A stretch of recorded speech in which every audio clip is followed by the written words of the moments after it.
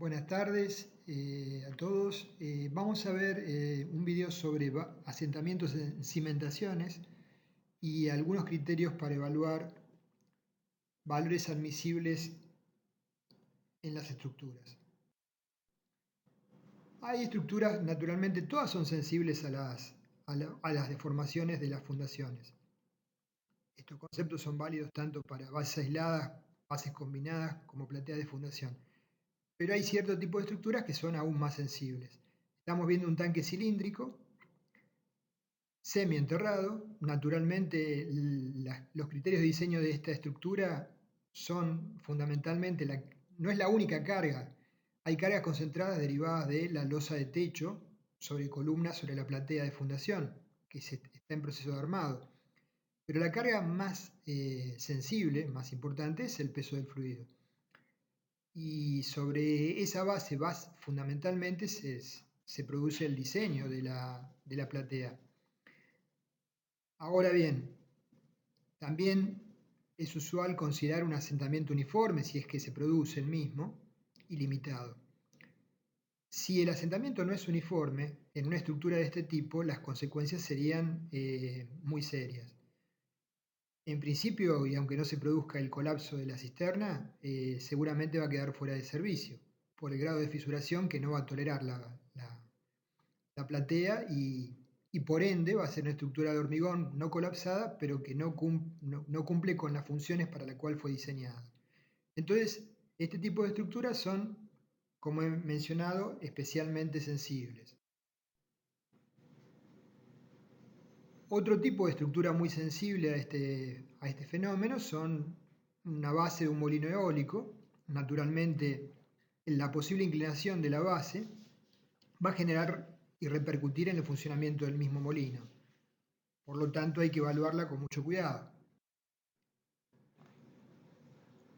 Usualmente el enfoque más frecuente hasta hace unos años atrás, no sé si hoy en día lo es analizar las estructuras, como lo he mencionado en algún otro video, la superestructura por un lado, considerar condiciones de vínculo ideales de las columnas con la fundación y transmitir esas reacciones a la fundación modelada en forma independiente. Hoy por hoy ya se ha visto superado por los programas que tenemos disponibles de diseño y se puede hacer un modelado no discretizando de esta manera la estructura, sino en forma más general. Acá lo podemos visualizar, entonces hemos incorporado a la superestructura la fundación, que en este caso es una platea con nervios, y lo que se discretiza es el suelo de fundación, o sea, se discretiza todo, pero lo que se idealiza, es el suelo de fundación mediante algún criterio que frecuentemente es los resortes equivalentes. Avanzando un poquito más, podemos hoy por hoy también con algunos software modelar un volumen de suelo. Entonces ya podemos plantear un modelo matemático de la estructura real de las fundaciones y del suelo sobre la cual apoyan. Si es que contamos con un estudio de suelos suficientemente amplio y profundo. Esto no siempre es necesario realizarlo, a veces por tener un arma muy poderosa la utilizamos incorrectamente y consume un tiempo de computación importante, pero es una posibilidad frente a cierto tipo de estructuras que así lo requieran. También hicimos un comentario cuando hablamos de recomendaciones generales para bases aisladas, que era, obviamente, esto es para fundaciones en general, no solo para bases aisladas. Contar con un estudio de suelos, ¿sí? Del estudio de suelos, una de las variables a obtener, una información a obtener son las tensiones admisibles en los distintos estratos. Evaluar la seguridad, falla o hundimiento. Evaluar justamente el tema que estamos tratando de analizar con un poco más de detalle hoy, asentamientos totales, la posibilidad de asentamientos totales y diferenciales no admisibles en función de los datos del estudio de suelos. Recomendaciones, ¿sí? Como recomendaciones habíamos hablado oportunamente que las presiones de contacto sean similares bajo cargas permanentes para las distintas bases aisladas. ¿Con qué fin? Básicamente tratar de reducir o minimizar la posibilidad de asientos diferenciales. Y en caso de columnas con cargas muy disímiles, los bulbos de presiones también lo van a hacer. Entonces, evaluar si esos bulbos de presiones que afectan diferentes estratos pueden generar, en este caso, adoptando el criterio que bajo la superficie de contacto de la base con el suelo las tensiones sean similares, si esos estratos inferiores diferentes pueden originar el problema que estamos tratando de evitar, que son asentamientos importantes diferenciales. Entonces, para ello hay que analizar la rigidez del suelo con la profundidad, o sea, la homogeneidad o falta de la misma. Con respecto a los tipos de asentamientos que se pueden producir, haciendo una enumeración muy simple, porque ya les digo que no es el propósito de meternos en las características de cada uno de ellos, ni los tipos de suelos asociados, ni detalles que tienen que ver con la geotecnia. Una descripción nada más somera. El asentamiento total se compone en general de un asentamiento inmediato o elástico, SI en este caso, más eventualmente un asentamiento por consolidación primaria, SSP, más eventualmente un asentamiento por consolidación secundaria. La sumatoria de los tres términos, en un caso general, nos dará el asentamiento total. Para arenas, gravas, en general el asentamiento total coincide con el asentamiento elástico inicial. Para arcillas saturadas, en general el asentamiento total es prácticamente coincidente con el asentamiento por consolidación primaria. Y en suelos poco aptos para fundar, suelos de gran deformabilidad como turbas, el asentamiento total es aproximadamente coincidente con la sumatoria de los últimos dos, asentamiento por consolidación primaria y por consolidación secundaria. En el gráfico superior vemos a la izquierda el asentamiento total de una fundación sobre una base rígida, uniforme. Usualmente, como ya vamos a mencionar, no es el más crítico para las estructuras, sí lo es para los sistemas de servicios que pueden ser dañados. Ciudad de México es una ciudad que presenta muchos de estos edificios con descensos absolutos realmente importantes, sin daños significativos sobre la superestructura. En el medio tenemos un asentamiento diferencial entre una cara y la otra que genera una distorsión angular. Y en el centro tenemos un giro.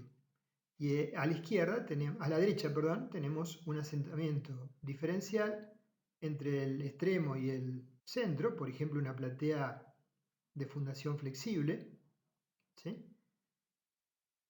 Y consecuentemente la distorsión angular entre la deformación, el asentamiento del centro y de los bordes. En el caso de suelos con muy poca capacidad como las turbas, recuerdo en alguna oportunidad recibimos un proyecto en el cual se nos planteaba como solución para una estructura de edificios de 2 niveles nada más, liviano, realmente una estructura muy liviana, conformada por una losa de hormigón, un entrepiso metálico y planta baja de oficinas.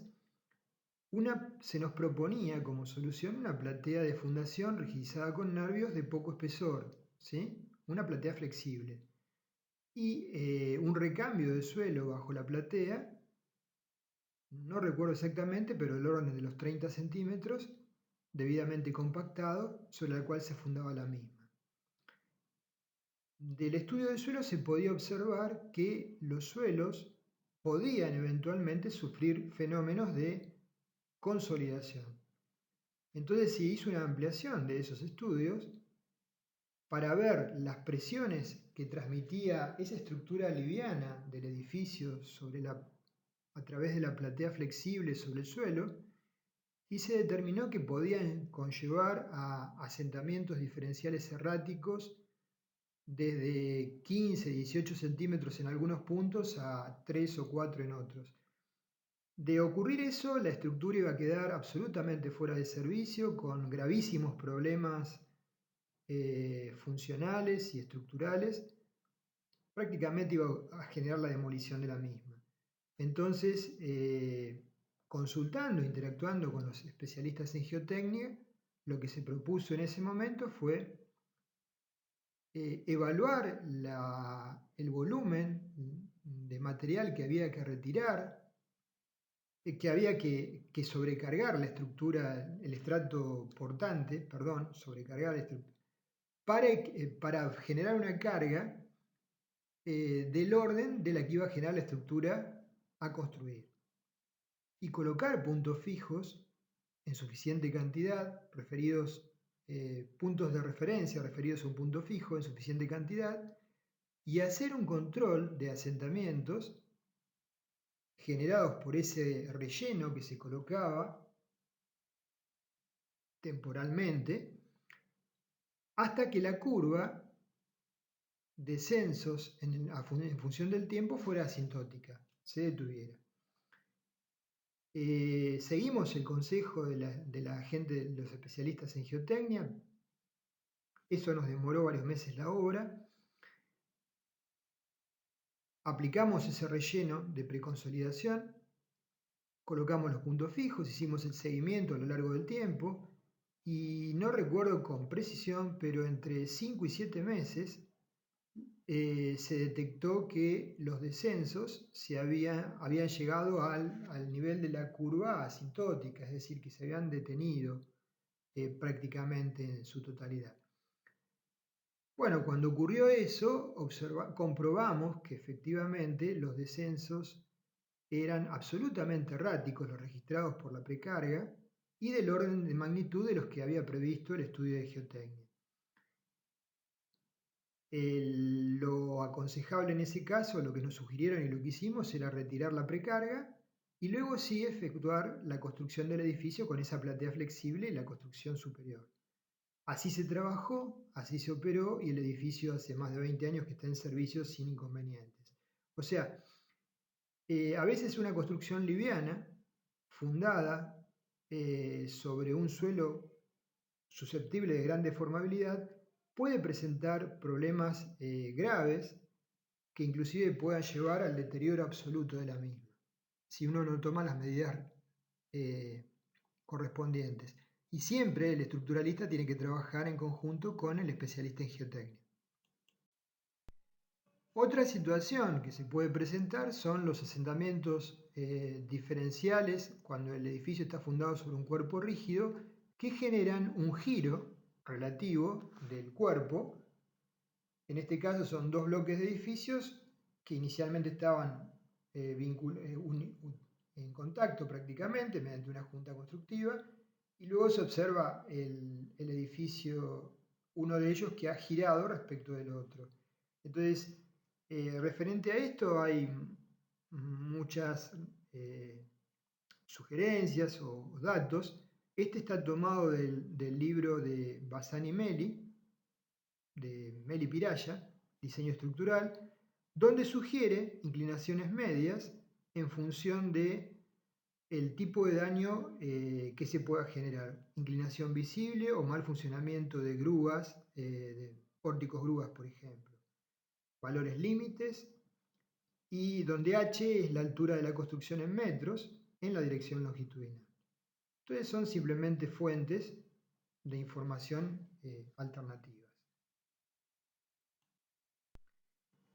El hecho de que el asentamiento sea uniforme, con una platea rígida, en un edificio nuevo a fundar, no solamente puede originar daños en los servicios Imaginemos los caños de acceso de instalación sanitaria, cloacas, más grave gas, inclusive, en las veredas colindantes, sino también en los edificios preexistentes aledaños, como se ve acá. El edificio nuevo es el de la izquierda y el edificio preexistente es el de la derecha. El descenso como un bloque rígido del edificio de la izquierda genera descensos diferenciales en el terreno de borde del edificio preexistente de la derecha y consecuentemente eventualmente daños sobre el mismo.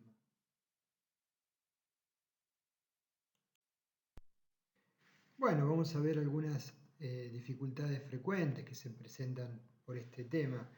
Ya lo mencionamos en algún video anterior que a veces un estudio de suelo que no tenga la cantidad de sondeos suficientes frente a un terreno que tenga dificultades en cuanto a que no sea homogéneo puede generar la falsa idea de que tenemos un terreno con ciertas características, como sería el terreno de la izquierda, poco deformable, que nos permiten sin mayor dificultad fundar sobre bases aisladas y no vamos a tener mayores problemas en cuanto a asentamientos diferenciales y no haber detectado algunos bolsones de terreno más deformable que dan origen a iguales presiones, asentamientos diferentes en bases cercanas, consecuentemente problemas. Dentro de los diferentes tipos de suelos que podemos encontrarnos, en algunos casos hay suelos con componentes de grava o arena y arcilla que pueden generar, si no han sido debidamente estudiados, esa situación para el edificio, fenómenos como los que podemos visualizar acá con fisuras sobre los elementos de cerramiento, con diferentes configuraciones según la variación de los estratos. ¿Sí?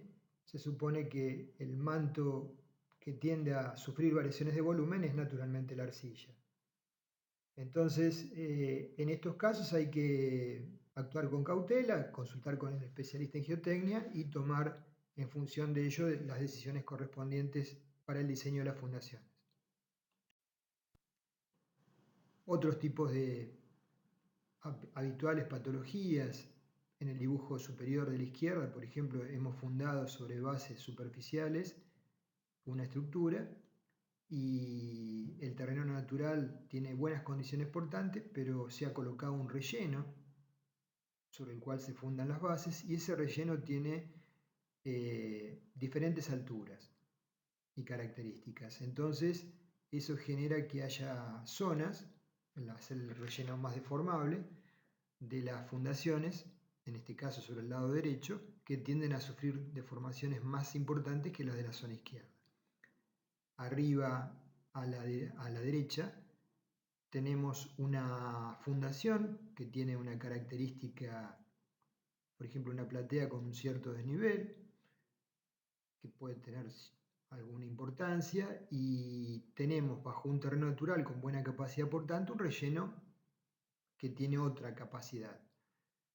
Dado que la diferencia de características de apoyo enmarcada entre los bulbos de tensiones es importante, se enmarca en esa patología posible, si la fundación es flexible, de fisuras sobre la superestructura. Abajo un problema habitual, que son asiento por arrastre de agua y finos en el suelo, producto de corrientes subterráneas, que pueden generar que ciertas bases dentro del conjunto de la estructura sufran este fenómeno y tiendan a deformarse más que las colindantes. Y para finalizar esta serie de imágenes nada más ilustrativas, vemos algunos otros casos que se pueden presentar, por ejemplo en la imagen superior izquierda, daños por elevación de una zapata intermedia, por ejemplo suelos arcillosos que cambian de volumen y se tienden a expandir cuando cambian las condiciones de humedad. Al lado, a la derecha, daños por asiento de la zapata intermedia, o sea, la zapata intermedia o la base intermedia, tiende a sufrir el fenómeno inverso, ¿no? Tiene un asentamiento mayor que las extremas y se genera ese cuadro de fisuras en los cerramientos y son tipo mampostería, elementos rígidos. Y abajo vemos las situaciones opuestas, daños abajo a la izquierda, daños por asientos de bases laterales, ¿sí? Y daños a la derecha abajo, daños por elevación de bases laterales, producto de, por ejemplo, hinchamiento del suelo.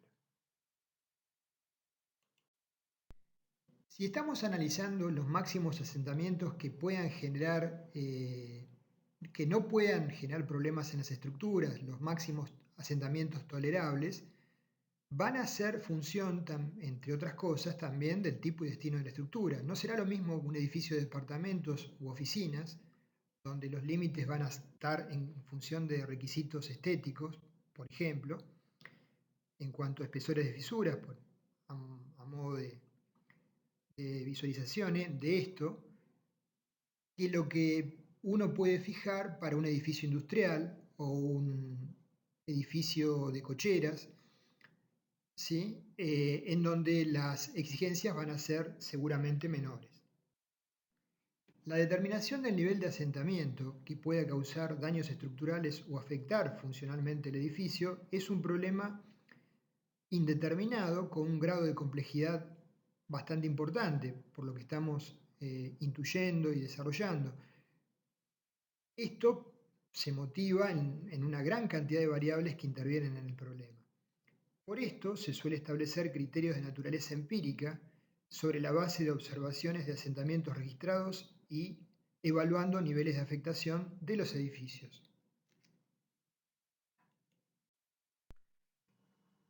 Si nosotros conociéramos los asentamientos potenciales que van a sufrir las bases, la cuantificación de los efectos en la estructura se convertiría en un problema factible de analizar. Por ejemplo, asumiendo un comportamiento elástico de la misma. Pero en general los asentamientos se producen en forma lenta en el tiempo y por tanto generan deformaciones impuestas sobre la estructura con características no lineales, ¿sí? Que van a modificar sustancialmente los resultados que obtendríamos de un enfoque lineal y elástico. Las solicitaciones inducidas por deformaciones impuestas tienden a disiparse a medida que se va deformando más la estructura. Fenómenos en estructuras de hormigón armado como la fisuración y la fluencia pueden ser favorables, o sea, favorables en cuanto que atenúan estos efectos a mediano plazo. No la fisuración va a ser favorable desde el punto de vista estético, obviamente. Siempre estamos hablando de consecuencias sobre la estructura y no sobre los cerramientos y servicios. En estos casos siempre se van a ver afectados en forma independiente del concepto anterior. Una de las consultas que había recibido era cuáles eran el orden de magnitud de asentamientos que podía sufrir una zapata aislada total sin generar eventualmente dificultades sobre la estructura. Bueno, acá del libro de Rodríguez Ortiz y los restantes autores extraje una tabla simplemente orientativa que nos da asentamientos totales supuestamente admisibles, un rango, asentamientos máximos en fundaciones, en función de que el suelo sea predominantemente arenoso o cohesivo. Como observamos, en el caso de los suelos cohesivos se evalúan asientos totales mayores y justamente esto es producto de que el fenómeno se va produciendo a lo largo de un tiempo mayor, generando una mayor posibilidad de redistribuir tensiones y deformaciones. Siempre estos valores están relacionados con los daños sobre la estructura misma y no sobre los cerramientos. Pero son valores a tomar en cuenta con pinzas, ¿no? O sea, uno lo que tiene que hacer en realidad es un análisis de la estructura y el cerramiento de la misma y la sensibilidad que tiene frente a este tipo de fenómenos.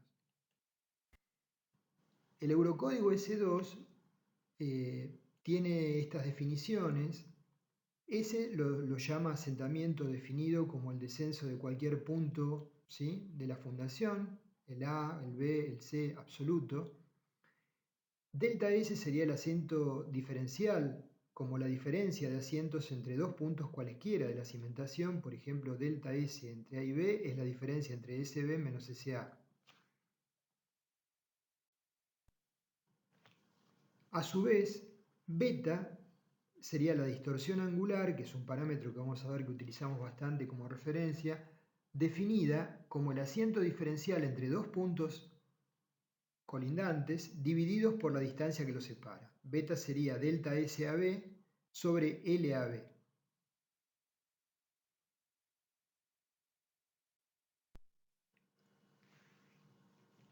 En la tabla podemos ver daños asociados en función de la distorsión angular.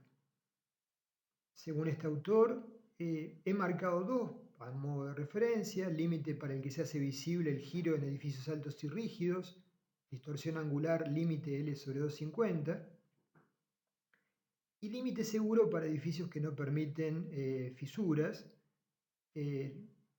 distorsión angular máxima L sobre 500. A modo de ejemplo nada más, dentro de las diferentes presentaciones que vamos a ver que surgen de evaluaciones empíricas y la experiencia. Acá podemos ver la tabla anterior presentada de otra forma, donde vemos distorsiones angulares delta sobre L en valores que van de 1 sobre 100 a 1 sobre 1000 y marcados algunos valores tentativos a modo de ejemplo. 1 sobre 300 podría ser un límite a no superar de distorsión angular para no generar dificultades en el funcionamiento de estructuras sensibles como los puentes grúa. 1 sobre 500, un límite a no superar para no generar fisuras sobre los elementos de cerramiento. Y 1 sobre 750, que está arriba, en el extremo de la derecha, un límite de asentamiento diferencial a no superar, un límite en realidad de distorsión angular a no superar, que sería el asentamiento diferencial sobre la distancia entre los elementos que comparamos, cuando apoyamos sobre una losa, por ejemplo, equipos que sean sensibles a ese tipo de fenómenos.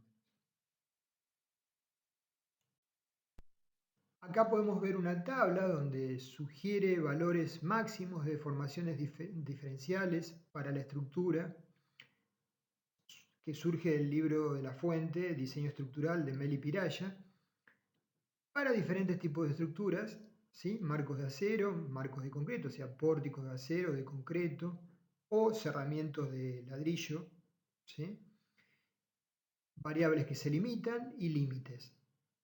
O sea, tenemos múltiples fuentes de información, en general no son todas coincidentes, o sea que tenemos que tomar estos valores con precaución. Bueno, ya para ir cerrando este video, que se ha extendido más de lo que pensaba, la gravedad de los efectos de los asentamientos diferenciales sobre la estructura, como hemos mencionado, dependen de la velocidad con que estos ocurren. Los valores admisibles dependen de la habilidad y capacidad de la estructura de disipar fuerzas internas ocasionadas por deformaciones impuestas diferidas. Para asentamientos que se producen en forma rápida, los límites tolerables son menores, por ejemplo arenas. Dentro de los elementos más sensibles se encuentran los muros de mampostería, que ya presentan fisuras para deformaciones diferenciales de reducida magnitud.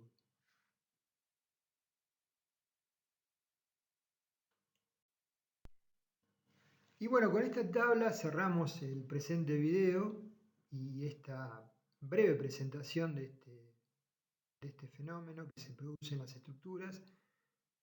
Una tabla comparativa de distintos investigadores que establecen límites para distorsiones que generan daño estructural o fisuración en muros y particiones.